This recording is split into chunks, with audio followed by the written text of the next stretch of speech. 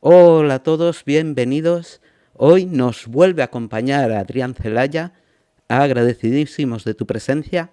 Queremos hablar contigo de lo que está sucediendo en Ucrania y de otros temas. Bienvenido Adrián y muchas gracias por estar aquí. Hola Javier, pues gracias a ti por invitarme y ya sabes que yo estoy encantado siempre de estar contigo y con tu canal. O sea que, Pues muchísimas gracias. La verdad es que me sorprende que tantísima gente vengáis a hablar conmigo con lo pequeñito que es mi canal, que me ven cuatro gatos, podríamos decir. Fíjate si es que me ha animado a escribir a la embajada china a ver si me conceden una entrevista. hombre, fíjate que bien. Sí, porque me han dado la idea hoy en una conversación que he tenido en Twitter, que yo siempre quiero hablar de China y no se me ocurría con quién, porque al fin y al cabo estamos muy separados culturalmente, China y España, ¿no? Sí, pues a ver si lo consigues porque China en el ámbito exterior suele ser muy discretos, ¿no? Entonces, no es fácil, yo creo que se lo piensan mucho, no van a cualquier sitio, ¿eh? Bueno, yo les he mandado el correo Muy bien. y a ver qué me dicen, que no me cuesta nada. Bueno, vamos con el tema y es el acuerdo de paz entre Rusia y Ucrania. Vemos que la situación en el frente, yo creo que ya podemos hablar de un colapso técnico de Ucrania. Ha caído Kupiansk, que al parecer era una ciudad muy importante para la defensa ucraniana, por el río Skol, ¿no? Y la situación en el frente es desesperada. Y ahora parece que Estados Unidos tiene un interés real y muy firme en negociar. ¿Cómo lo ves, Adrián? Bueno, efectivamente, por un lado, pues está claro que ese colapso progresivo del frente se está produciendo. Los rusos están avanzando poco a poco cada vez más rápido, están cercando y ocupando ciudades claves. Ahora se ha hablado de Kupiansk.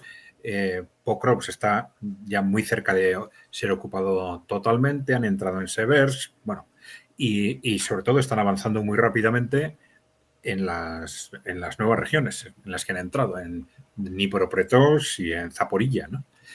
Y claro, todo esto en un momento en el que están ya casi territorialmente superando estas barreras del Donetsk, que eran la zona, digamos, que estaba especialmente fortificada entre Ucrania y con ayuda de la OTAN e incluso de la propia CIA, ¿no? El establecimiento de fortificaciones en las que estaban seguros que Rusia se iba a empantanar, ¿no?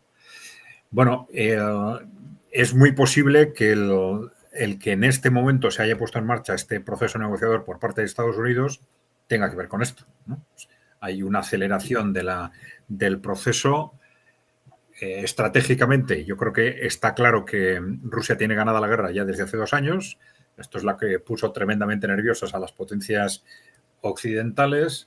Llevan 2 años sin saber qué hacer, intentando una escalada, que no han, a través de provocaciones a Rusia, hasta ahora no lo han conseguido.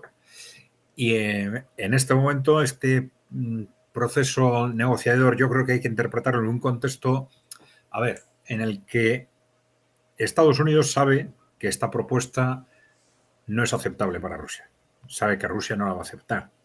Pero han ido haciendo propuestas que saben que Rusia no va a aceptar, intentando progresivamente ir moviendo no tanto a Ucrania, sino a los países europeos. Es decir, que los países europeos que están tan enrocados en no aceptar la victoria de Rusia de ninguna forma, que poco a poco se vayan haciendo la idea, ¿no? Y yo creo que ese es el objetivo fundamental. No creo que realmente estén pensando que Rusia va a aceptar esta propuesta, ¿no? Y si quieres lo explicamos con más detalle. Sí quiero porque claro, mira, este tuit de Marco Rubio, que esta gente funciona a base de tweets, da a entender que, que Rusia ha aportado a la propuesta de paz y que en cierto modo es partícipe, ¿no? Dice Marco Rubio. La propuesta de paz fue redactada por Estados Unidos. Se ofrece como un marco sólido para las negociaciones en curso. Se basa en las aportaciones de Rusia, pero también en las aportaciones previas y actuales de Ucrania. Esto no da a entender un poco que Rusia es partícipe o... Bueno, hay que tener en cuenta que Rusia ha hecho propuestas anteriormente, ¿no? Ha hecho propuestas que, bueno, quizás no se diferenciaban demasiado de este planteamiento actual, pero yo creo que han sido propuestas que de alguna forma estaban dando por supuesto que no iban a ser aceptadas. Yo creo que Rusia es consciente de que tiene ganada la guerra y que al final solo van a salir delante un proceso negociador en el momento en que la otra parte acepte ese contexto. Claro, lo que Rusia no va a aceptar, por lógica, estamos en un contexto muy especial y que, bueno, con una posible amenaza incluso de guerra mundial, guerra nuclear, etcétera. Entonces, es difícil dar nada por seguro, ¿no? Pero creo que lo más probable es que Rusia es consciente de que tiene ganada la guerra y, por lo tanto, lo que no va a aceptar es perder en la mesa de negociación lo que ha ganado durante estos años, ¿no? Durante estos 3 años. ¿Y eso qué quiere decir? Bueno, pues probablemente en la práctica, desde el punto de vista de espacio territorial, probablemente estén pensando en Odessa.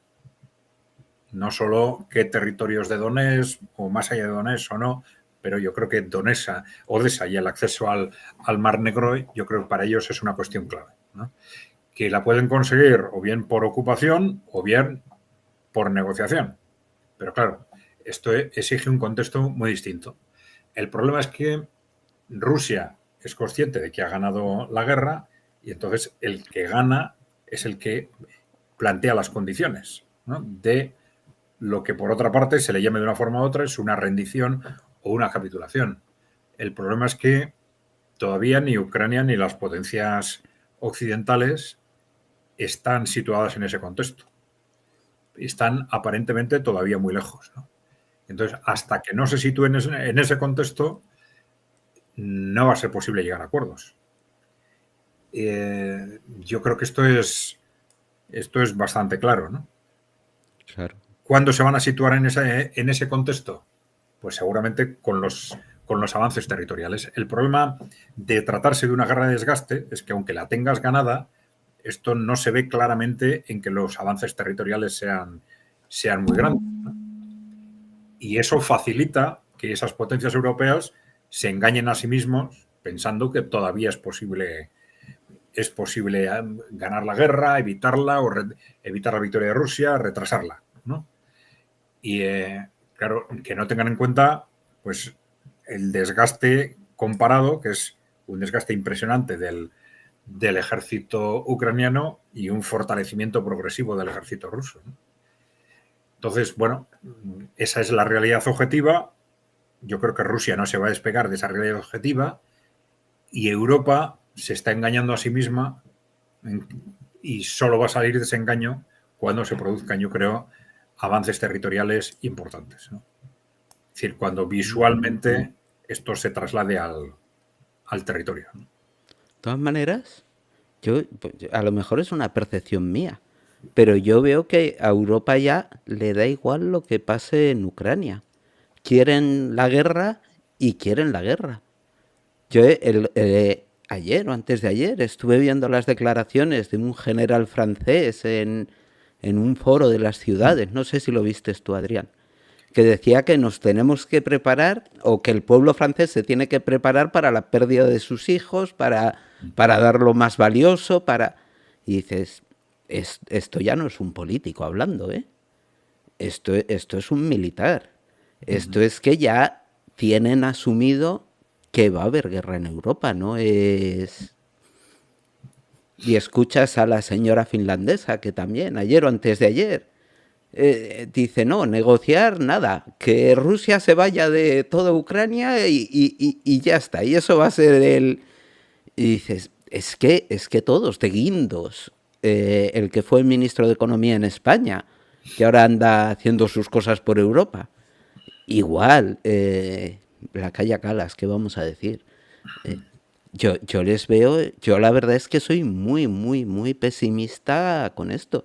Que pase lo que pase en Ucrania, parece que quieren la guerra. Sí, sí, ese es el problema de fondo, ¿no? Pero claro, vamos a ver, otra cosa es lo que es racional que hagan, ¿no? Vamos a ver, dentro de esa apuesta que estaban haciendo por evitar a toda costa que Rusia gane la guerra, pues entraba el arrastrar a Estados Unidos a la guerra, ¿no? Y decir, bueno, primero conseguimos a través de las provocaciones que nos dé Rusia un pretexto y conseguimos esa escalada en la que arrastramos a Estados Unidos, y esto ya tiene otra lógica, ¿no? Porque las potencias europeas de la OTAN por sí mismas no tienen capacidad de enfrentarse a Rusia, ¿no? Entonces, la apuesta ha sido, hasta ahora, arrastrar a Estados Unidos. Bueno, hay un cambio de gobierno en Estados Unidos y el trumpismo en principio tiene una postura más fría sobre ese tema. Parece que no les interesa, parece claro que no les interesa ir a ese enfrentamiento directo con Rusia, y entonces esto les ha dejado bloqueados a estas potencias belicistas, ¿no? Bueno, la cuestión es si ante esa, digamos, inevitabilidad de que Rusia gane la guerra, que lo van a ver en los próximos meses, probablemente cada vez más claro, lo que sí es evidente es que las tensiones se van a multiplicar, van a ser meses de una tensión enorme, porque ellos, su apuesta es, bueno, vamos a esperar a ver si hay otras posibilidades o de que Rusia no gane o de alargar el conflicto hasta que cambie la situación en Estados Unidos. Estarán jugando sobre todo sus piezas dentro de Estados Unidos y sus fuentes de información en el gobierno, en el ejército, en el Congreso, para ver si hay posibilidad o no de presionar al gobierno de Estados Unidos ahora o quizás después de las elecciones de noviembre, ¿no? El tema es que van a jugar con las distintas posibilidades de implicar a Estados Unidos, está claro. Ahora, ¿qué pasa si piensan que efectivamente esto no lo van a conseguir?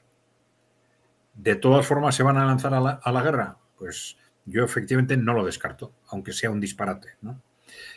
Y lo hemos dicho hoy mismo en un vídeo, ¿no? en EKI Center, ¿no? Que el problema es que lo que es o no lógico y lo que es o no racional en un proceso de este tipo es distinto si lo examinamos desde fuera o si se examina desde dentro, desde la perspectiva de los riesgos alternativos que está corriendo el que toma la decisión. Es decir, el problema de fondo es que no tanto los países de Europa Occidental, digamos, ese poder corporativo que en Europa es corporativo aristocrático, que controla, ese poder corporativo que controla Europa y Estados Unidos, ¿no? Está en una situación desesperada, está en una situación de pánico. Ellos están convencidos de que la victoria rusa en Ucrania supone para ellos algo así como el fin del mundo. Supone ya dar el salto al mundo multipolar, pero eso es perder el control del mundo, ya en sí mismo, ¿no? Supone probablemente un vuelco político primero en Europa Central y Oriental y luego en el resto de Europa. Es muy posible que suponga la desaparición de la OTAN, el cuestionamiento de la Unión Europea, el fin del mundo. Porque eso es poner en cuestión, primero, el control del mundo para ellos, seguramente también quizás poner en peligro el control de Europa, y eso es poner en cuestión su futuro económico, su futuro político y su futuro personal. Para ellos están en una situación de pánico frente a esto. Entonces, en una situación de pánico, y si no hay otras opciones, puede ser lógico y puede ser racional tomar decisiones que en otras circunstancias serían disparatadas, ¿no? Quiero decir, por ejemplo, si poner en marcha una guerra en la que pienses que tienes pocas posibilidades de ganar, vamos a decir un 10%, un 20%, puede ser un disparate en una circunstancia normal y puede tener lógica si no tienes otra opción. Es decir, si piensas que es o eso o el desastre, ¿no? Sobre todo, claro, si no eres tú el que va a ir a la guerra, si no son tus ciudadanos, ¿no? Claro.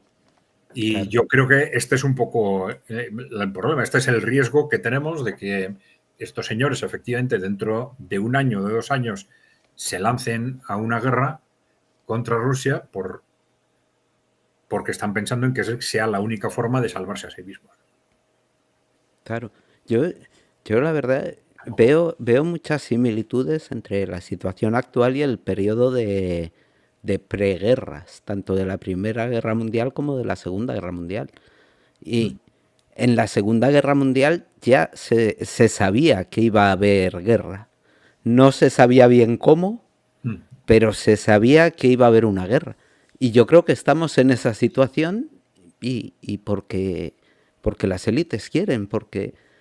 Y es que no veo cómo van a cambiar la situación del mundo. Ya no estamos en un mundo unipolar, indudablemente, porque está China, y, y, y una guerra no veo cómo va a cambiar eso. Hombre, está China, pero está China y está Rusia, digamos, protegiéndose mutuamente, ¿no? Todavía, bueno, sobre China, algunos dicen que China se va a poner al nivel de Estados militar de Estados Unidos en 5 años, otros dicen 10 años. Bueno, hay distintas especulaciones, ¿no? Pero claro, el requisito para poder vencer a China es geopolíticamente es someter a Rusia, ¿no? Someter a Rusia. Esto, claro, ¿en qué tipo de guerra sería? ¿Qué tipo de guerra se puede hacer con Rusia que no termine en una guerra nuclear? Esta es la cuestión clave. Claro. Esta es la cuestión clave. Es que Rusia... No creo que la OTAN tenga potencial para derrotarla. Eso lo primero, ya lo hemos visto. Para que la OTAN tuviese potencial para derrotarla, tendría que nacionalizar toda la industria armamentística. Y eso la oligarquía no lo iba a permitir.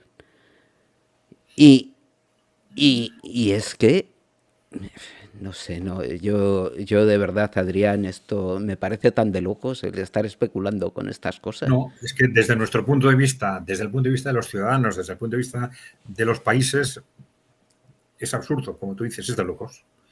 Claro, Claro, esto solo se entiende, por eso muchas veces en geopolítica yo creo que se hacen análisis equivocados porque no se tiene esto en cuenta, ¿no? Dice, ¿cómo se entiende esto que están haciendo los líderes europeos? O es incomprensible, claro, es que es incomprensible desde el punto de vista de esta lógica.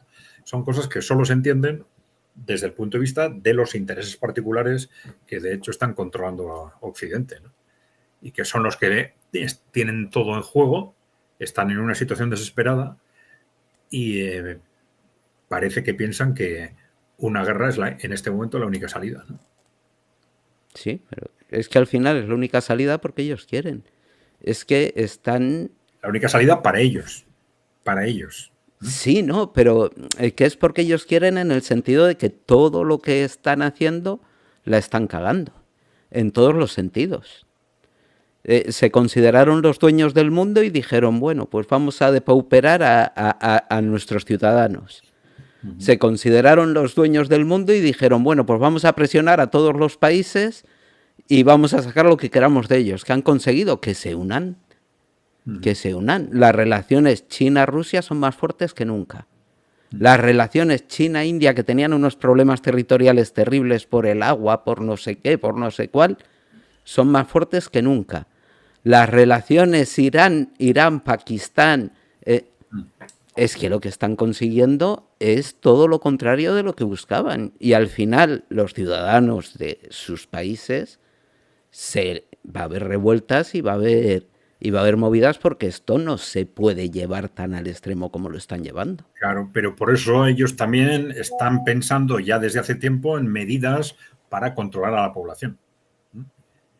Distintas medidas de recortes de derechos civiles, ahora quieren poner en marcha, ya sabes, una CIA europea.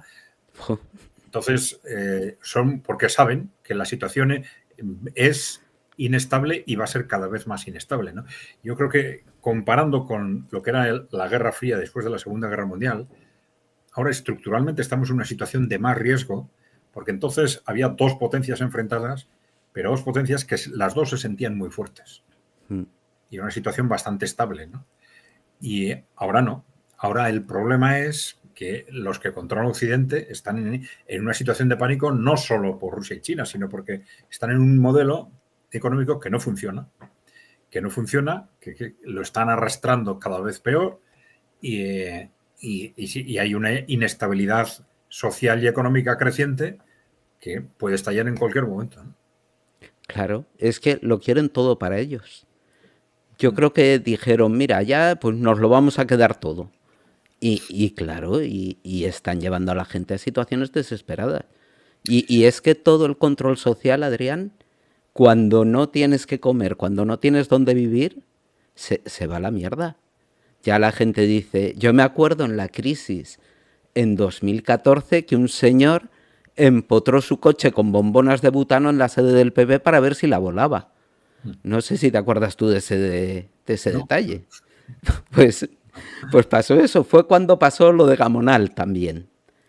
Que porque el alcalde les quitó los aparcamientos, se levantaron y estuvieron un montón de tiempo insurrectos ahí. Y dices, por un aparcamiento. Y es que la gente estaba literalmente hasta los huevos y cualquier chispa podía hacer saltar claro. Y estamos entrando en esa situación, Adrián. Bueno, pero ya sabes que en esa situación de inestabilidad ya sabes qué solución le dieron la vez anterior, ¿no? Sacar a Podemos. Bueno, no. No, no, sacar al fascismo y al nazismo.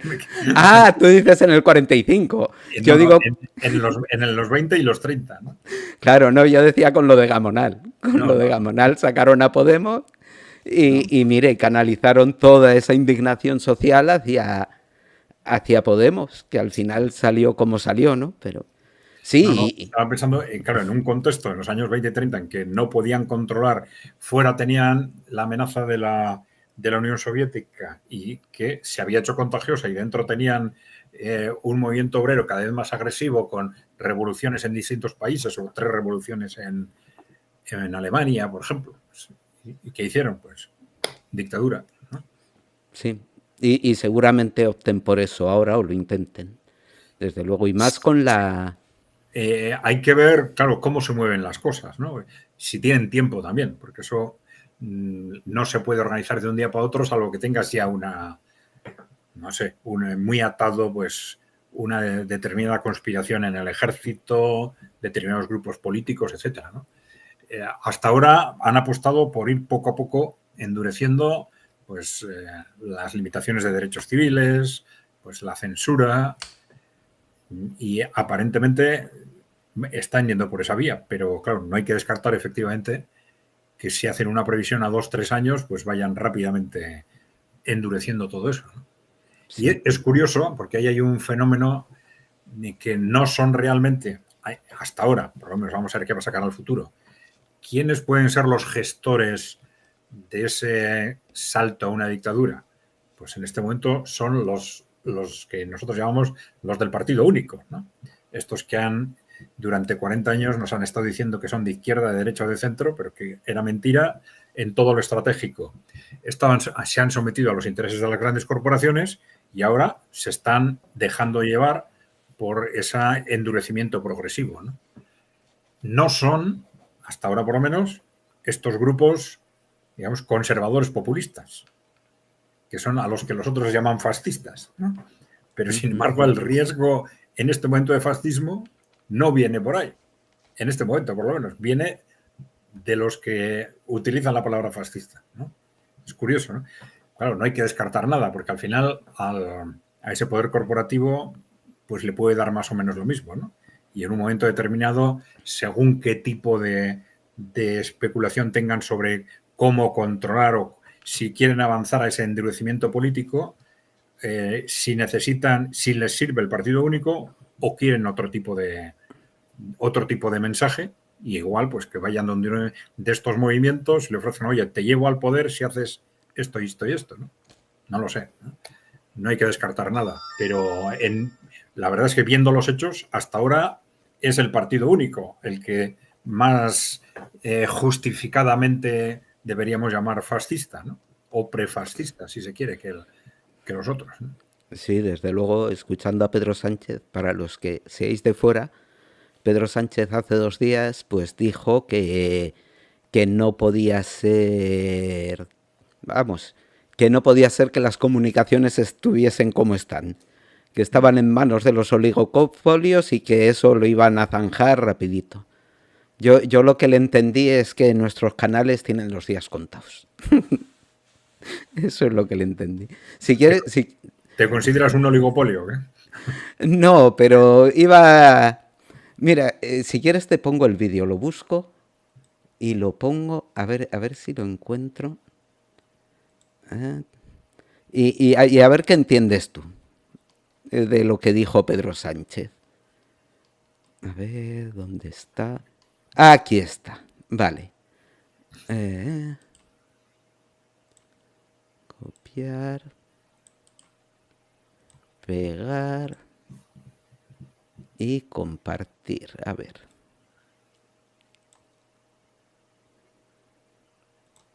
Vale, pues vamos a escuchar a Pedro Sánchez. Lo pongo desde el El principio. 95% de los españoles y españolas del conjunto de la ciudadanía europea es consciente de que tenemos que actuar. Es hora, por tanto, de actuar, de contar con una regulación eficaz, con supervisión pública, que es la supervisión de todos y de todas, y también con voluntad política. Por eso, si alguien cree que nuestros hijos y nuestras hijas deben crecer en un territorio sin ley, en un Estado fallido, si ellos creen que nuestra democracia es una mera interfaz y que el mundo debe ser gobernado por los algoritmos, si algunas personas, por muy poderosas que sean, que lo son, piensan que están por encima del bien y del mal y que el imperio de la ley no va con ellos, pues tenemos que decirles alto y claro que están muy equivocados, y que en nuestro país, nuestro proyecto común que es Europa, no se va a arrodillar ante la mentira, ante el odio y ante el abuso de poder de esta nueva oligarquía tecnológica. Y lo vamos a hacer por nuestros derechos y por los derechos y las libertades más preciadas, que son los de nuestros hijos y nuestras hijas. Y vamos a responder con determinación y con la fuerza que da la legitimación democrática. Y vamos a poner orden en ese estado fallido que es el espacio digital. Y vamos a recuperarlo para la gente y para el progreso de la humanidad. Que lo tengan claro, nuestra libertad y bienestar valen mucho más que su avaricia y su beneficio. Bueno, pues no sé, que yo entiendo que nuestros canales tienen los días contados. Yo no sé qué conclusión. Sí, hombre, la verdad es que si vemos los precedentes, todos los discursos a favor de regular Internet en la Unión Europea pues han ido en la dirección de censurar y de exigir a las redes que censuren más y castigar a las redes que no han censurado, ¿no? Suficientemente, ¿no? Y entonces, claro, cuando todo ese discurso, en principio, hay que interpretarlo en esa dirección. Claro, cogiendo letra por letra, pues se podrían hacer otro tipo de interpretaciones, ¿no? Porque muchas veces se ha comentado que, bueno, este tema de las redes sociales, pues es lógico, al final son grandes corporaciones las que las ponen en marcha y el poder que han cogido esas grandes corporaciones, pues ha sido un poder desproporcionado. Pero claro, también en los medios de comunicación tradicionales. Entonces, bueno, pues obligar a determinados requisitos para democratizar, no para el control estatal, sino para democratizar los medios de comunicación en general, pues igual no sería malo. Pero desde luego eso es un discurso que queda absolutamente lejos del discurso de la Unión Europea, ¿no? Están pensando pura y llanamente en censurar, ¿no? Sí, sí. En censurar y obligar a las redes sociales a censurar, ¿no? Y sus mayores preocupaciones son cuando hablan de abusos o de cosas indebidas que están haciendo las redes sociales, pues son Telegram, Twitter o X, desde que entró Elon Musk, que redujo radicalmente los instrumentos de censura, con lo cual pues sabemos exactamente qué es lo que deberíamos interpretar probablemente de esas palabras, ¿eh? Efectivamente. Y es que, fíjate, hay un problema que es la pornografía y el acceso de los niños a esa pornografía. Dijeron que iban a poner un certificado digital para que los niños no pudiesen entrar y tal, y no han hecho absolutamente nada. Pero para esto se van a poner las pilas, vamos, rapidísimamente. Sí, sí. O sea, No, siempre han utilizado un pretexto u otro para empujar la censura en Internet, ¿no? Vamos a ver. Pero claro, durante años esto lo hicieron a través de las redes sociales, es decir, las propias redes sociales censurando internamente en base a intereses corporativos, porque han estado controladas por la oligarquía financiera prácticamente todas, ¿no? Y ya cuando se vio que no era suficiente, pues empezaron los gobiernos, la Unión Europea, el Parlamento Europeo, que es el siervo más claro más directo de la oligarquía corporativa, a decidir ellos mismos que hay que censurar, obligar a las redes sociales a censurar, etcétera, ¿no? No, vamos a entrar en años de convulsión política y de convulsión política radical, no de la convulsión política de estas de las televisiones españolas, de que si entre tú malo y yo bueno, y resulta que todos son lo mismo, ¿no? Pero vamos a entrar seguramente en un proceso de convulsión política radical y ahí yo creo que hay que esperar de todo. Además, porque claro, otras cosas que han hecho, pues ya sabemos, con anular aquellas elecciones en Rumanía que le salieron mal, ¿no? y tanto. Amenazar, como hizo el comisario europeo, ¿no? Aquel comisario europeo de que Thierry Breton, ¿no? De que esto que habían hecho, reconociendo que ellos lo habían hecho, ¿no? Esto que hemos hecho en Rumanía, si hace falta lo hacemos en Alemania, pues ya te están diciendo, ¿no? Ay, mira, una cosa que te quiero preguntar desde hace muchos programas. Y BSV en Alemania se quedó a un pelo, pero a un pelo de los míos, de entrar en el Parlamento. Y se hablaba de fraude, incluso lo llevaron a los tribunales. ¿Qué ha pasado con eso? Adrián, ¿lo sabes? Pues que está en los tribunales. Y con pocas expectativas de que salga adelante, yo teniendo en cuenta cuál es el contexto, no lo conozco los datos, pero aunque fuesen datos muy evidentes, darles la razón supondría echar abajo el gobierno actual. ¿Sabes? Porque supone darles, no sé si 30 diputados y romper la mayoría actual. O sea que el impacto político sería tremendo, ¿no? Pero es que curiosamente le ha pasado algo similar a Estacilo, que es digamos, el equivalente de BSV en Chequia, ¿no? Se quedó también con el 4,9%, ¿no? Joder, qué mal huele todo eso. Curiosamente, ¿no? Pero bueno. Sí, sí. Bueno, y vamos a volver al tema inicial y aprovecho pues con una pregunta que nos ha hecho Ricardo. ¿Crees que los europeos están intentando estirar la guerra hasta que se marche Trump y venga un presidente más proclive a la guerra? Sí, esa puede haber sido sin duda una de las estrategias, pero que es una estrategia que se va vaciando a medida que termina, es decir, que se produce el colapso del ejército ucraniano o el colapso del gobierno, que se producen los grandes avances territoriales. Es una estrategia que puede terminar en los próximos meses, ¿no? Y por eso puede llevar a acelerarles la otra estrategia, que es que aunque no arrastremos a Estados Unidos, pues entramos en una guerra suicida, ¿no? Claro, desde luego no van a llegar al cambio de poder, ni a las elecciones de medio término, que son en un año, justo ahora.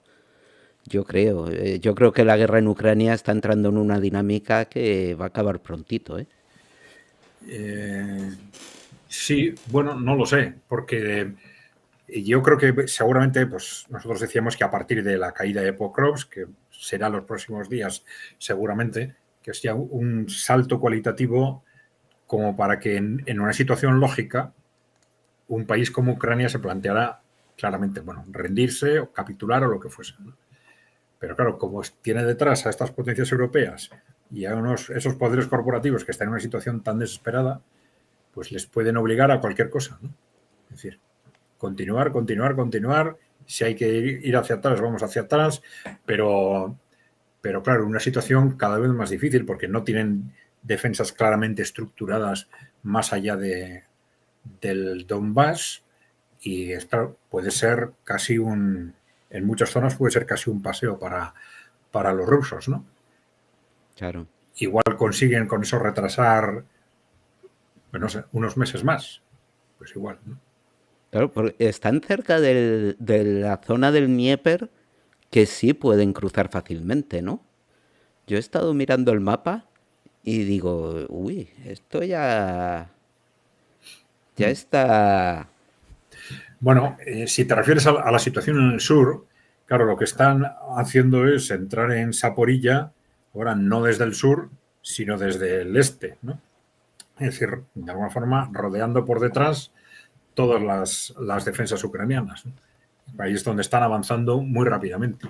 Y claro, si se hacen con Zaporilla por esa vía, pues ya tienen el camino hacia Odessa, ya lo tienen abierto también, ¿no? Claro. ¿Hay alguna manera de saber o habéis hecho algún estudio de cuánto dinero se le ha dado a Ucrania por parte de Europa? Más concretamente España, porque es que yo, de verdad, es una cifra que quiero saber y que yo creo que cuando se sepa, si se sabe, se va a escandalizar la gente de... Sí, y se repite mucho, bueno, sobre todo yo no tengo datos suficientes para asegurarlo, y sobre todo en medios rusos, que la cifra real es muy superior a la formalmente declarada. Es decir, que la ayuda para evitar problemas internos, la ayuda se está canalizando por muy diversas vías, pues, en conceptos muy distintos que luego se presupuestan no como presupuesto de defensa, sino en otros conceptos, y que la ayuda real es muy superior a la que se está declarando. Pero vamos, no puedo asegurarlo, ¿eh? Es lo que dicen muchas fuentes rusas, pero no puedo asegurarlo. Yo estaría casi convencido de que es así, sí. Mira, en Twitter vi, hablando solo de ayuda estadounidense, que se le ha dado más dinero a Ucrania que el que se le dio a la Unión Soviética en la Segunda Guerra Mundial para vencer a los nazis. Mira, te comparto lo dijo uno y se lo preguntaron a Grok y Grok lo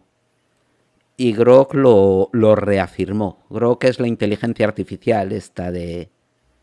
A ver, de Twitter, ¿no? Sí. Eso, de Twitter. Mira, dice, Ucrania ha recibido más ayuda económica y militar en la guerra actual que la Unión Soviética en la Segunda Guerra Mundial, ajustado por inflación. Ayuda a Ucrania 380.000 millones hasta 2024, gran parte entregada. Unión Soviética 1,3 mil millones nominales. 11,3. Sí. Eso es, perdón. 11,3 millones nominales, 200.000 millones ajustados a la inflación. Y eso estamos hablando solo de Estados Unidos, ¿eh? O sea que... Y más lo que le está dando Europa, que le está dando una millonada. Yo cada día veo, cada día no, pero cada semana veo una noticia de España le va a dar munición, España le va a dar carros, España le va a dar tal. Con la visita de Zelensky 2 veces han dicho, 100 y pico millones o 2. No, que la munición que le íbamos a dar iba a costar unos 250, 300 millones por un lado, y luego que le iba a dar 800 millones en ayuda económica, estructurada no sé cómo. Y dicen, macho, es que ya son 1.000 millones así, en un ratito. Que hablan de miles de millones como tú y yo hablamos del euro del café, ¿sabes? O sea, una cosa... Y sí me gustaría saber cuánto dinero le estamos dando a Ucrania realmente. Porque igual... Y eso sumado al aumento del presupuesto en defensa, que no tiene nada que ver con la ayuda a Ucrania. ¿Qué dices, joder? Y que se supone que va a ir progresivamente acercándose al 5%, ¿no? Sí, está firmado y pactado. Y de hecho ya lo han aumentado este 2025, pese a no haber presupuestos. Se ha puesto en el 2, unas fuentes dicen 2,1 y otras 2,5. Un presupuesto que ya se multiplicó, que ya subió un 50% durante el gobierno anterior de Unidas Podemos PSOE, ¿eh? O sea, es que dices, joder, macho. Es que, claro, y luego que no hay dinero para las pensiones. Nos ha jodido. A ver Sí, sí. cómo... Ahora nos dirán, ya os decíamos que eran insostenibles. Claro. Llevábamos 40 años diciéndonos que eran insostenibles y ahora, ¿veis cómo eran insostenibles? Sí, sí, sí. Bueno, Bueno, volviendo otra vez, joder, me disperso tela, perdóname Adrián, pero es que me voy entre unas cosas y otras. Volviendo a las negociaciones, dices que Rusia las considera, las va a considerar inaceptables, ¿no? Por los términos que tiene. Yo la verdad es que sí veo tres cosas que son al margen de los territorios que son inaceptables para Rusia.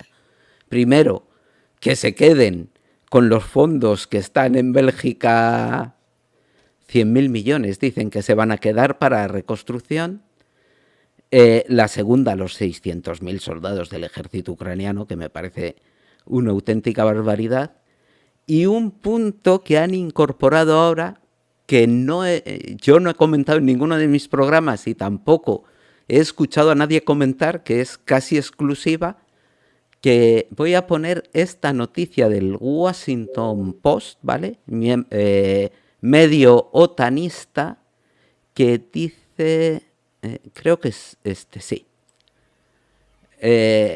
un artículo de opinión de David Ignacio, ¿vale?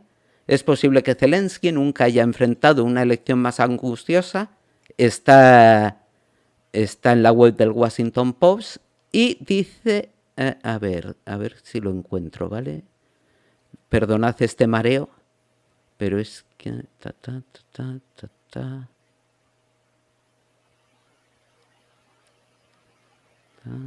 Aquí está. Vale, voy a leer el párrafo, ¿vale? Dentro de la inestabilidad política de Ucrania, funcionarios estadounidenses incluyeron una propuesta para celebrar elecciones nacionales en Ucrania dentro de los 100 días posteriores a la firma del acuerdo, lo que equivaldría a una ratificación o rechazo público del mismo. También añadieron una cláusula que otorgaba una amnistía posguerra a petición de Ucrania para asegurar a Zelensky y a los miembros de su gobierno que no serán procesados si el actual escándalo de corrupción se extendía. O sea, un seguro para los corruptos ucranianos que se vayan con los millones que han saqueado a otro lado, que incluso se queden en Ucrania, porque si les amnistían... sí. Bueno, yo diría que sería lo menos importante. Es decir, por la paz una Ave María, se suele decir, ¿no? Si hay que firmar eso para firmar un acuerdo de paz, pues ni tan mal, ¿no? Ni tan mal. Pero claro, yo creo que el contexto en general no... Claro, fíjate, tú has dicho lo de los 600.000 hombres en el ejército. En los preacuerdos de Estambul, en el año 22, Ucrania estaba dispuesto a admitir 80.000.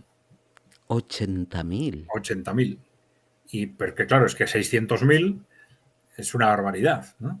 Porque claro, se suele decir que en el comienzo de la guerra Ucrania tenía, pues depende cómo se mida, ¿no? 700.000 dicen unos, otros dicen que más, hasta 1.000.000 dicen algunos, ¿no? Claro, de 700.000 a 600.000, pues tú me dirás, ¿no? Es un ejército enorme, ¿no? Y luego, es sorprendente, sí. ¿Quién va a trabajar en Ucrania si tienen ese ejército? Yo es que... Claro. Fijaros, lo decía el viernes. España tiene un ejército que rebasa los 100.000 efectivos, pero por los pelillos, ¿eh? Y que contando reservas y cosas de esas, a lo mejor llega a 150.000. Y España actualmente tiene muchísima más población que Ucrania. Porque Ucrania no sé por dónde andará, hablan de 30 millones como muchísimo. Sí, es que en estos 30 años ha bajado por una cosa y por otra, pues la guerra, el hundimiento económico anterior, pues, que bajó de 50 a 20 millones. Dicen. Sí, no, yo me lo creo. Porque además, contando los territorios ocupados, que ya sí, no se puede considerar población ucraniana la que vive allí, bueno, ocupados o liberados, según la perspectiva. Pero sí, a mí me parece una cifra viable la de los la de los 20 millones. Bueno, inaceptable para Rusia entonces el acuerdo. Sí, yo creo que es inaceptable para Rusia y en este momento también para la otra parte. También porque psicológicamente no se han situado todavía en ese contexto de que Rusia ha ganado la guerra y es el ganador el que impone las condiciones. Al Y ganador no se le redacta un documento para decir esto es lo que quiero, no. Con el ganador dices, bueno, me rindo y vamos a una mesa, en todo caso, para negociar las cláusulas de la rendición y punto, ¿no? claro, pero yo lo pienso y dices el desgaste de guerra que está teniendo Ucrania, que está siendo brutal. Mira, Mariano nos pregunta quién pagará ese ejército de 600.000 hombres. Pues imagínatelo, Mariano. Nosotros. No veo otra. ¿Dónde estaba? Que me he perdido. Ah, vale, el efecto moral. Ucrania ha perdido un montón de personas en el frente de batalla. Eh, Tiene la infraestructura energética tocadísima, con apagones constantes, sin calefacción, entrando en el invierno. Y ahora se ha sumado el escándalo de corrupción tan animal que han tenido, porque es una cosa bestial, lo de los váteres de oro, lo de los fajos de billetes con el código de barras de que dinero entregado para armas, dinero trincado para el oligarca. Está implicado eh, la cúpula, Sí. la cúpula política. Eso ha tenido que afectar muchísimo a la moral del pueblo Sí. ucraniano, ¿no? Yo creo que no es casualidad que ya eso escándalo haya saltado ahora, porque son cosas que se conocían perfectamente, de las que se hablaba, etcétera. Si ha saltado ahora, pues puede ser perfectamente un movimiento del trumpismo, ¿no? Del gobierno de Estados Unidos, para justo en este momento, para que se sienta más presionado Zelensky, ¿no? A la hora de aceptar determinadas condiciones. Quizás. Pero esto sería una interpretación bastante lógica de esa casualidad en el tiempo, ¿no? Y este escándalo afectará a la moral de la ciudadanía ucraniana. Yo creo que sí, ¿no? Supongo que sí, pero yo supongo que también estarán bastante, como se suele decir, curados de espanto, ¿no? Es decir, esa conciencia de que hay una corrupción generalizada, yo creo que estará muy extendida ya entre los ciudadanos, ¿no? Hombre, siempre será un punto más, claro, el que esto aparezca de una forma tan clara, ¿no? Tampoco sé lo que los medios de comunicación en Ucrania transmiten o no de todo esto o cómo lo transmiten. Pero yo creo que esa percepción en los ciudadanos de que están en una situación con un gobierno profundamente corrupto es muy evidente. Claro que sí es cierto que los gobiernos ucranianos han sido corruptos desde hace mucho tiempo, ¿no? Es decir, ya en los años 90 quedan en manos de los oligarcas, como Rusia también, ¿no? Y han seguido en esa dinámica, ¿no? Rusia se empezó a librar de los oligarcas a partir de la llegada del grupo de Putin al poder en el 2000, Ucrania no. Ucrania desde entonces pues, ha estado en manos de oligarcas depredadores y un sistema profundamente corrupto de forma continuada, ¿no? Yo creo que hay, bueno, aunque ahora cuantitativamente sea más grave el descaro de que se estén utilizando los fondos para la guerra, pues para objetivos corruptos y tal, pues es un agravante especial, pero seguramente no es algo nuevo. Conceptualmente seguramente no es algo nuevo para los ucranianos, ¿no? Sí, igual que aquí cuando las corruptelas del PP, ¿no? Que parecía que estábamos como inmunizados. ¿Será verdad eso de que dicen que solo se han mostrado un porcentaje ínfimo de las grabaciones y que hay mucho más y que implica directamente a Zelensky? No lo sé, no lo sé, pero puede ser perfectamente. Puede ser que dentro de ese juego de presión a Zelensky se hayan revelado una parte y se le haya transmitido incluso a Zelensky que hay más cosas, ¿no? Puede claro. ser, pero no me consta. Con lo que has dicho de los oligarcas se me ha venido una cosa a la cabeza. Los oligarcas rusos que tuvieron problemas con Putin, muchos se exiliaron a Londres, precisamente. Y Londres congeló las cuentas de varios oligarcas, de 8 creo. Bueno, la cifra exacta no lo sé. ¿Esos son partidarios de Putin o no? ¿O es gente que se fue y se lo han quedado por, digamos, por dame la pasta? Sí, vamos a ver.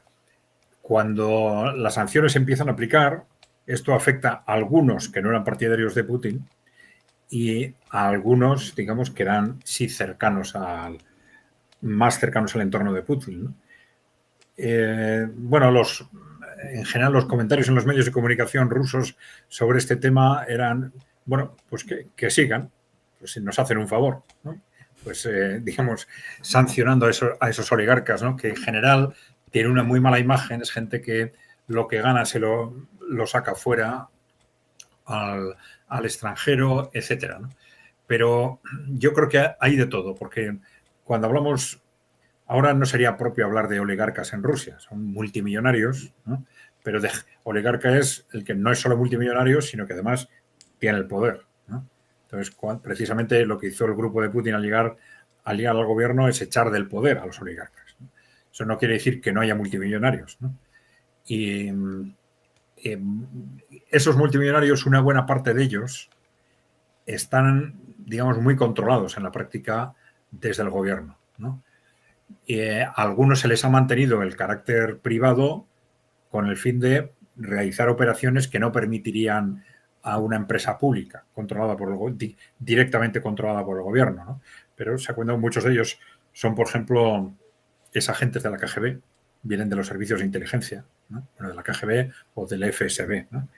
Vienen de los servicios de inteligencia, es decir, es gente muy afín incluso ideológicamente, ¿no? al gobierno, ¿no? Entonces, cuando se habla del círculo de Putin, sí, efectivamente, muchos de ellos son, ¿no? Porque de alguna forma están ahí no como multimillonarios, sino como agentes, ¿no? Como agentes. Entonces, bueno, pues a algunos de esos también les han afectado, porque esto en muchos casos, en algunos casos no, pero en otros casos, en los gobiernos o en los servicios de inteligencia occidentales se sabe, claro. Entonces, ese carácter aparentemente privado les sirve, pues, a efectos de operaciones comerciales, etcétera, pero ya digo, los servicios de inteligencia occidentales normalmente en las muy grandes corporaciones saben quién es realmente un empresario privado y quién parece ser un empresario privado, pero en realidad es un agente de los servicios de inteligencia.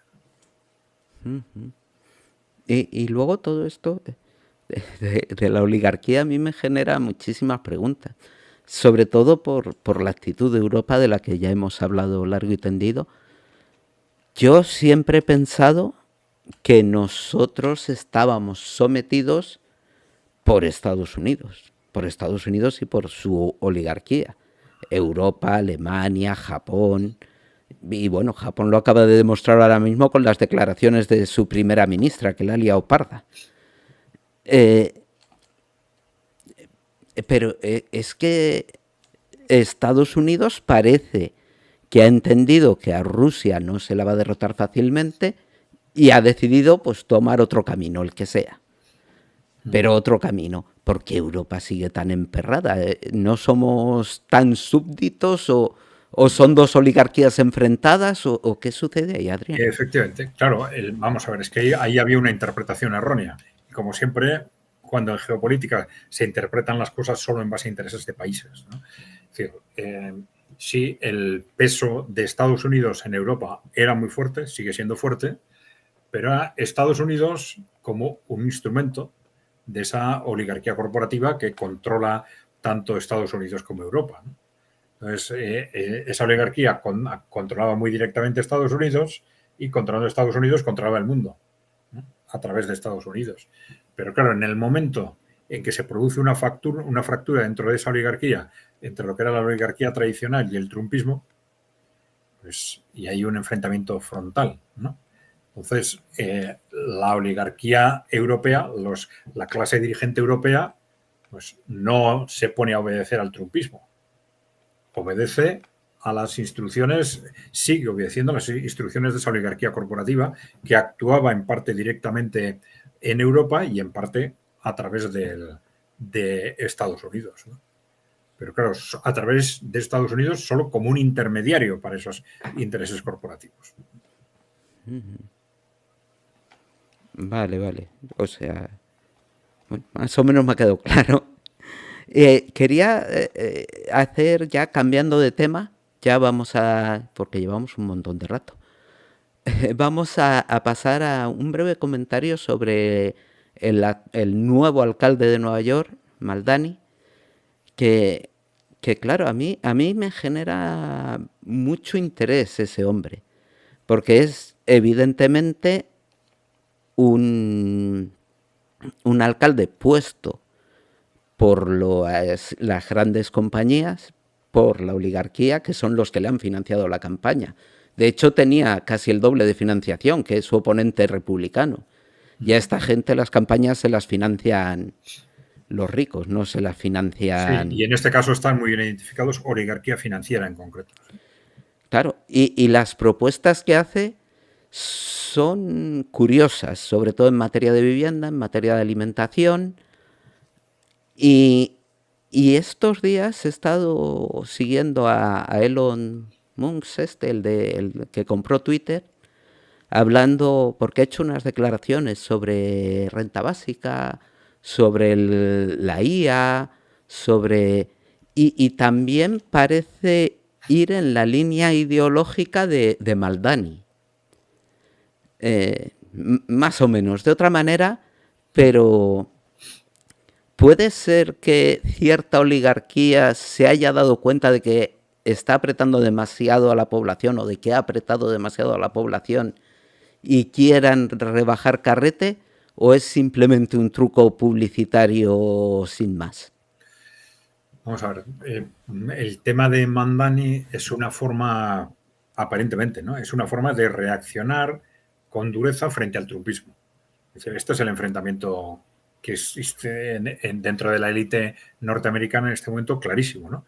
Que, digamos, oligarquía financiera tradicional, trumpismo, ¿no? Y dentro de ese enfrentamiento, pues han apostado por Mandani aparentemente como un baluarte dentro de ese frente antitrumpista, aparentemente.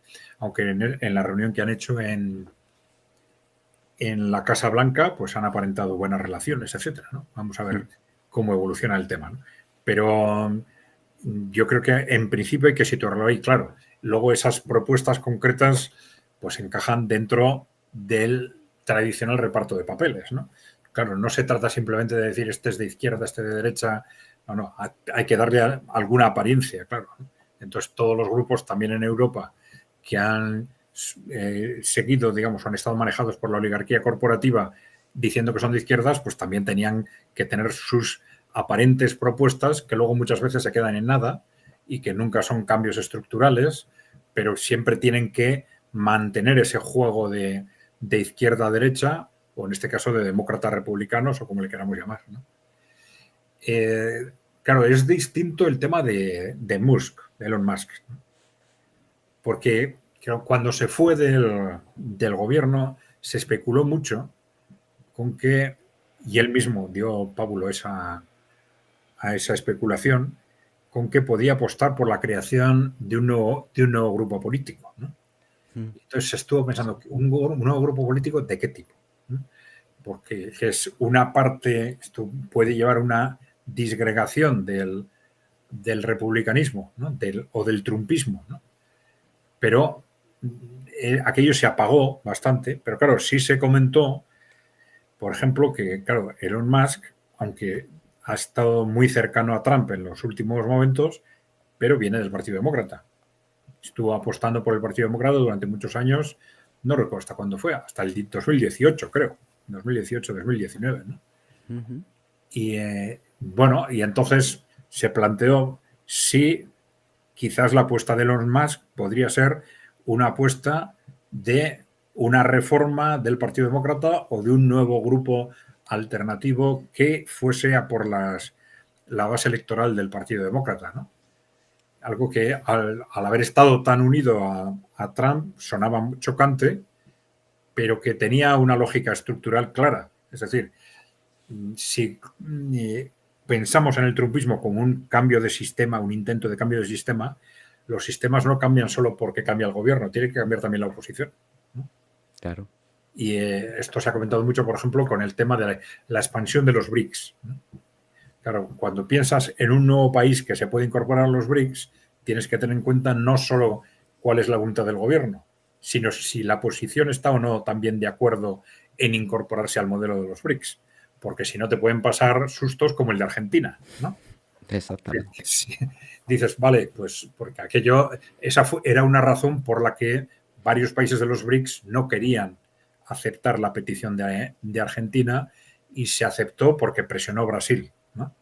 Pero muchos países decían, pero si hay unas elecciones dentro de unos días o de unos meses con un candidato en la oposición ferozmente contrario a los BRICS, no parece que sea el momento de tomar una decisión estructural de ese tipo, ¿no?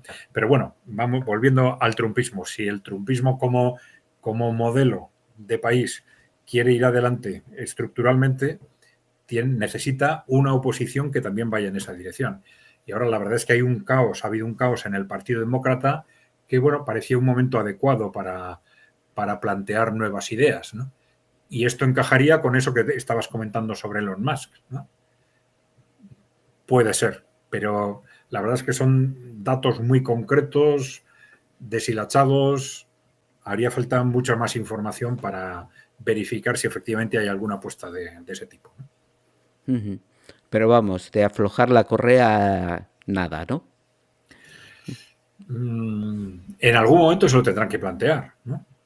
Pero en el momento actual están en una situación en la que su planteamiento ha sido, bueno, aflojábamos la correa durante la posguerra porque teníamos un modelo que generaba riqueza suficiente para que nuestras inversiones fueran muy rentables y además, como tú dices, aflojáramos la correa, ¿no?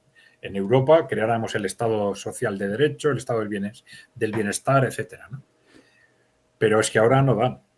No hay una economía que genere para eso. Es decir, se tendrían que, digamos, atar ellos muy, muy estrechamente el cinturón para poder aflojar la correa, como lo dices, frente a las clases populares, ¿no? Y no parece que ese sea el contexto, ¿no? No, desde luego. Y bueno, también es cierto que la situación económica está como está por su culpa. Han dejado de ser productivos para ser rentistas. Y eso tiene un final. Sí, sí, también, bueno, ahí hay teorías, ¿eh? También hay quien dice que ha habido problemas estructurales que al no generar suficientes beneficios en la inversión productiva les ha llevado, pues, a destinar los beneficios, por ejemplo, a inversión especulativa, ¿no? Pero bueno, son teorías. Uh-huh. Bueno, y ya como último tema, no quería que nos fuéramos sin hablar del tema de Bernedo. Es un tema que tú has tocado ampliamente en tu canal. Yo también he hecho varios programas sobre eso y me gustaría saber si hay novedades y cómo está actualmente la cosa, que nos cuentes un poco cómo está evolucionando a nivel político y a todos los niveles. Bueno, yo diría que han quedado de alguna forma las cartas puestas sobre la mesa, ¿no? En el ámbito jurídico. Creo que ya sabes que ha habido 21 denuncias que se van canalizando hacia los tribunales. Bueno, también ha habido movimientos políticos cara a solucionar el problema cara al futuro. Yo creo que esto se va a hacer claramente, es decir, para evitar que esto se vuelva a producir, ¿no? Porque este es uno de los grandes escándalos, ¿no? No solo lo que ha pasado en los campamentos, sino que ha habido distintas instituciones políticas que, teniendo información sobre lo que estaba pasando, lo han metido al cajón en lugar de actuar. Y en algunos casos de una forma tan descarada como en la Diputación de Guipúzcoa, que retira de esos campamentos, viendo lo que estaba sucediendo a los jóvenes, a los adolescentes que estaban bajo su tutela y no advierte a los demás, ¿no? Y no advierte a otras instituciones o a los padres, tal, a nadie de lo que está sucediendo, ¿no? Esto es algo tremendo, pero claro, estaba reconociendo que efectivamente era algo terrible lo que estaba pasando, retiro a mis adolescentes titulados y no digo nada, ¿no? Bueno, el caso es que ha habido pues claras irregularidades que han permitido que hasta ahora eso se repita. Yo creo que hay que dar por supuesto que eso no va a pasar a partir de ahora, ¿no? Que se van a establecer mecanismos de corrección y en dos direcciones. Primero, desde el ámbito público administrativo, y que supongo que los grupos, estos grupos que se llaman a sí mismos transactivistas, pues se lo pensarán dos veces antes de continuar en esa actividad, ¿no? Supongo, ¿no? Yo no estaría tan seguro. Es que están, claro, como nunca nadie les ha dicho nada, Claro. estaban pensando que, bueno, y están haciendo lo que les da la gana. Bueno, efectivamente, esa es otra, ¿no? Porque, claro, detrás de todo lo que ha pasado hay un movimiento social, vamos a llamarle transactivista, que ha sido impulsado desde distintos ámbitos políticos, sociales, públicos, y que efectivamente a estas personas pues les ha hecho pensar que haciendo este tipo de barbaridades pues estaban en la ola del progresismo, ¿no? Algo así, ¿no? Y que hacer esas cosas con los niños y con los adolescentes, pues ¿qué pasa? Que es lo moderno, ¿no? Sí, es abusar, es maltratar, pero como somos nosotros, pues es progresista. Y además hay que, ¿cómo se dice? Extender el movimiento trans, el transactivismo, ¿no? Cuanto más personas trans haya, mejor, ¿no? Y claro, hay un fenómeno detrás de ese también, de ese impacto social, que es seguramente el más preocupante, que es lo que está sucediendo en escuelas, ¿no? En las escuelas y en los colegios con niños y adolescentes, ¿no? Que, claro, algunos han dicho, es que esto ha empezado ya hace 10, 15 años, según las autonomías, y en buena parte, claro, los adolescentes que han ido a esos campamentos, pues han estado ya adoctrinados, y los monitores seguramente también, ¿no? Adoctrinados para considerar que todo esto es lo moderno y lo progresista, ¿no? El tema es que, claro, con lo que se está haciendo en los colegios, ya no son cientos de niños como pueden haber sido, igual miles, ¿no? Pero bueno, cientos de niños como pueden haber sido en los campamentos, sino que ya son todas las familias las que están afectadas por esto, ¿no? Y claro, se están haciendo cosas terribles en los colegios, ¿no? Entonces es muy importante frenar esto. ¿Y frenar esto cómo? Pues en principio dando a conocer. Yo creo que lo que ha sucedido en Bernedo tiene que ser el punto de partida. Deberíamos intentar que fuese el punto de partida para frenar este disparate del transactivismo en los centros escolares, en principio, ¿no? Y ahí están, pues por un lado, al parecer, las influencias más importantes son los gobiernos autonómicos, que son los que aprueban estos protocolos que inducen, ¿no?, al transactivismo, y luego los sindicatos que actúan en la enseñanza, que parece que están lamentablemente muy comprometidos con ese tema y apoyándolo y extendiéndolo en escuelas, colegios, etcétera, ¿no? ¿Y cómo se frena esto? Bueno, pues es muy importante primero difundir lo que está pasando, dimensionarlo, es decir, esto está pasando, esto no, en qué centros, con qué edades, en qué parte del currículum, cómo se está haciendo, en cuántos colegios, cuántas personas están, o niños y adolescentes pueden estar afectados, y luego, de ser posible, organizar a los padres, ¿no? Es decir, que los padres y madres que nos están oyendo, que son muchísimos los que están preocupados, pues que hablen con otros, que se asocien.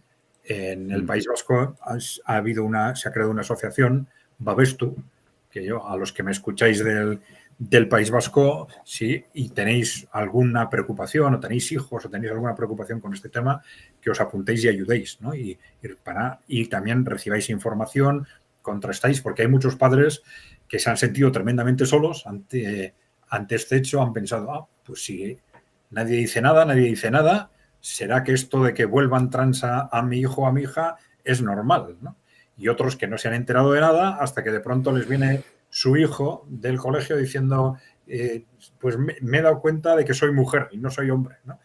Y esto es lo que me están diciendo en el colegio, ¿no? Es decir, y claro, ahí se está, de hecho, destruyendo vidas de cientos o de miles de niños en este momento, y eso deberíamos intentar todos pararlo de inmediato, ¿no? De inmediato.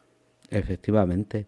Yo he estado leyendo cosas de que los niños y las niñas van al psicólogo y salen ya con el tratamiento hormonal, Adrián. Claro. En la primera visita, sin ningún estudio, sin nada.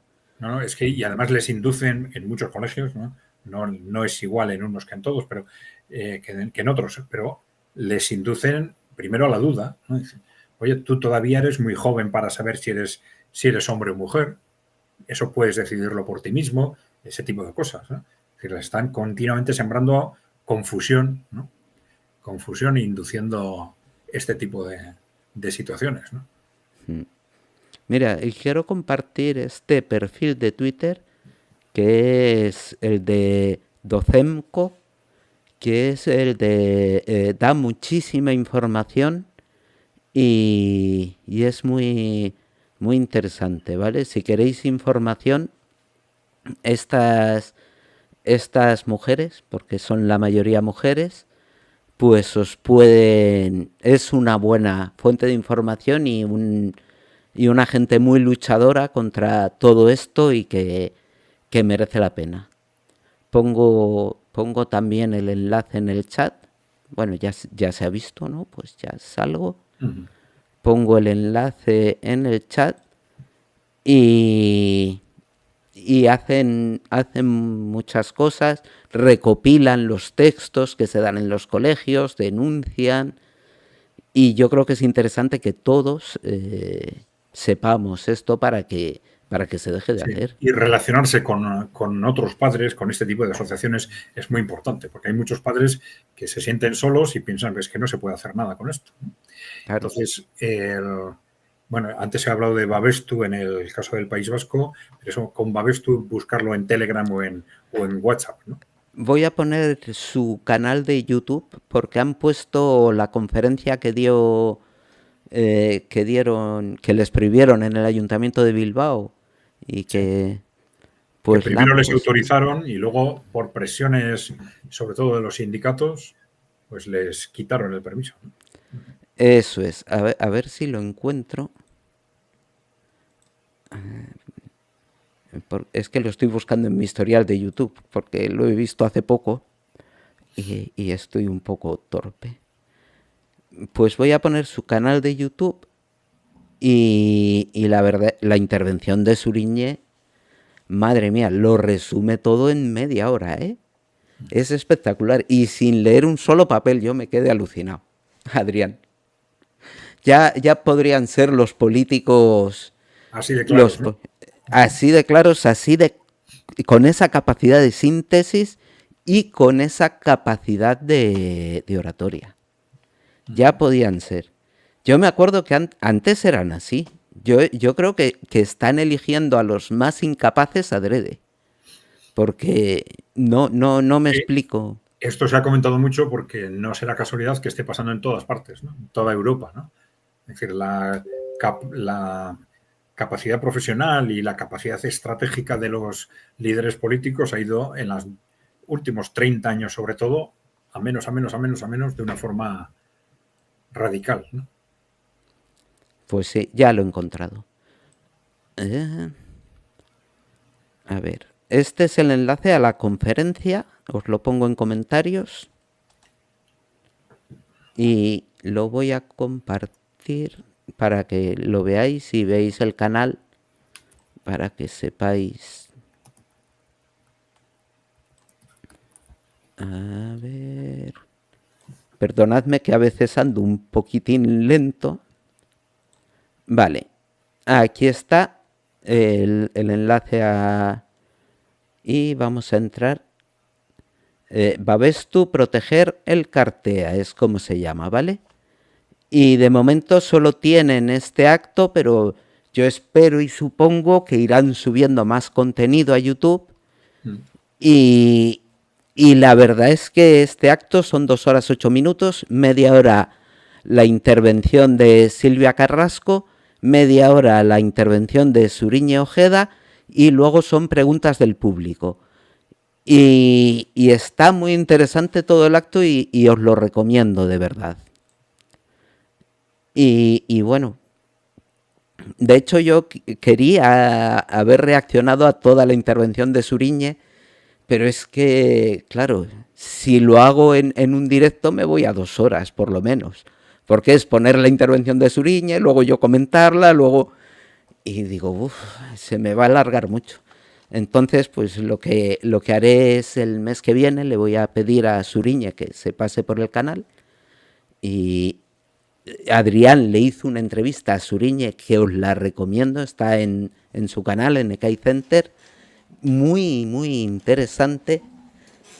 Y bueno, yo creo que es obligación de todos el mover este tema, no dejar que se pare y seguir pico y pala. Y sobre todo, esto de Bernedo lo que nos da es munición, porque nos enseña lo que es.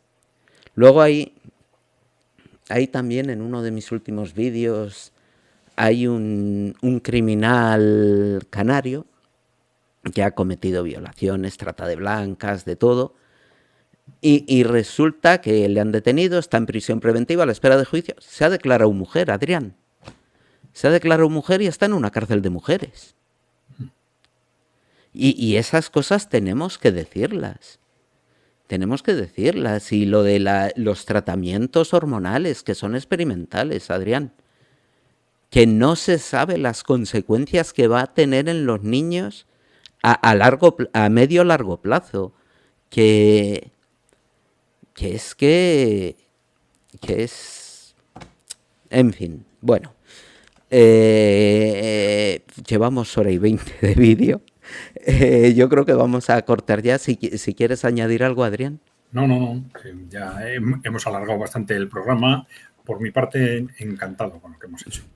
Yo también encantadísimo de que estés con nosotros, de que nos enseñes tantísimo. La verdad es que tener a alguien de tu nivel en nuestro canal nos... Bueno, ya sabes que yo estoy muy contento contigo y con tu canal. Por mi parte, cuando quieras. Vale, pues muchísimas gracias. Mira, Biwi nos dice que muchas gracias por el enlace. Y nada, gente, pues cortamos ya el lunes, o sea, mañana, programa normal. Esta semana vamos a tener a Lidia Falcón con nosotros. Vamos a hablar de la transición y muchas cosas interesantes nos va a contar. O sea que estad atentos. No sé todavía el día de la semana, pero esta semana tenemos programa con Lidia. Y nada, gente, hasta el lunes. Muy bien, un saludo.